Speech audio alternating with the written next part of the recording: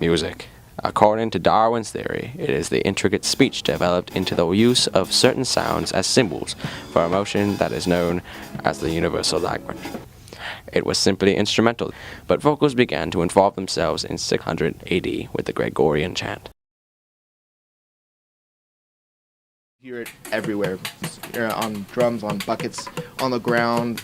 People aren't going to be able to get the musicality from playing an instrument like a saxophone or a clarinet or a drum or a bass guitar. So that's how I feel about it.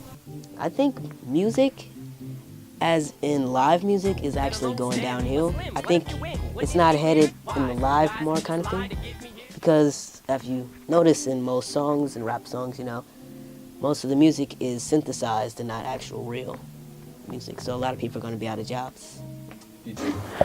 Rock and roll started as a soft and very mellow sound, grew faster, bigger beats, bigger sounds, harder singers, higher pitched screams, slowly turns rebellious against formal music. No more classical. The age of the opera was dead. The age of rock and roll had started. Metallica, Linkin Park, all the amazing sounds from machines, no longer man-made. It elevated into such a sound that is now called the rebellious punk rock. Current music or old school, and why? I'm more into newer age music lately, bands like Linkin Park and Sleeping with Sirens. I used to be into older age bands like Metallica and AC/DC, but that was back when I was a kid, and over the years my music taste has evolved more, and I've been getting into a lot more electronic music and electronic artists. What do you think contributed to that? Well, when I was in 5th grade, I got into Linkin Park, and they have an electronic side to their music, and over the years I started getting into more other bands like them, and I guess I just started to enjoy that kind of music. Rock and roll, as it once was, will never be the same. Amplified tones from machines, from computers, grows into a faster, more rhythmed beat. No more music from instruments. Now music comes from the way we speak. To talk and speak out as a poem, behind a rhythm, ahead of a rhythm, all together. That is what is now called rap. In 1999, dubstep, though darker and more experimental then, was discovered on BBC Radio 1 by John Peel in London, England. Music, it reflects society as well as it influences society. So to me, they're inseparable.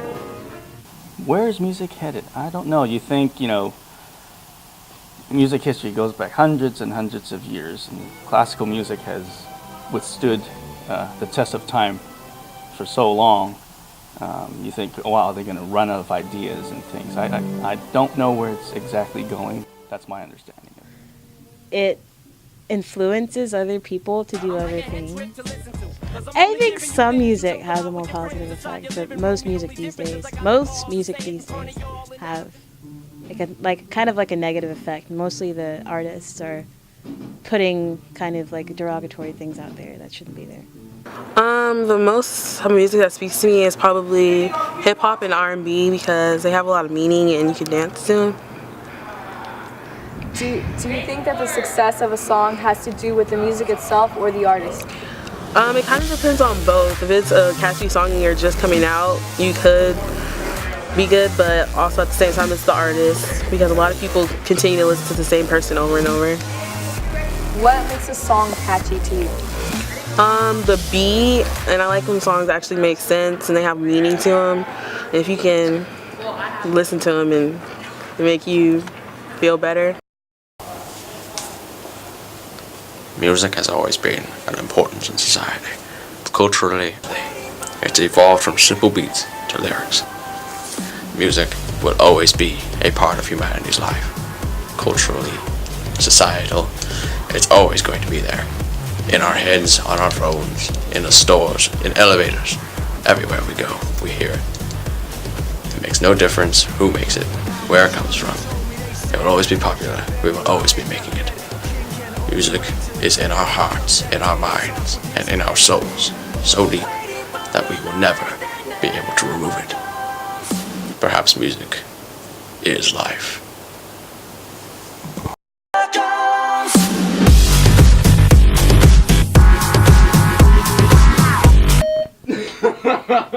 No! Here you go. Up. Down. It's not. 50 Shades of Grey. I read 50 Shades of Grey for pleasure.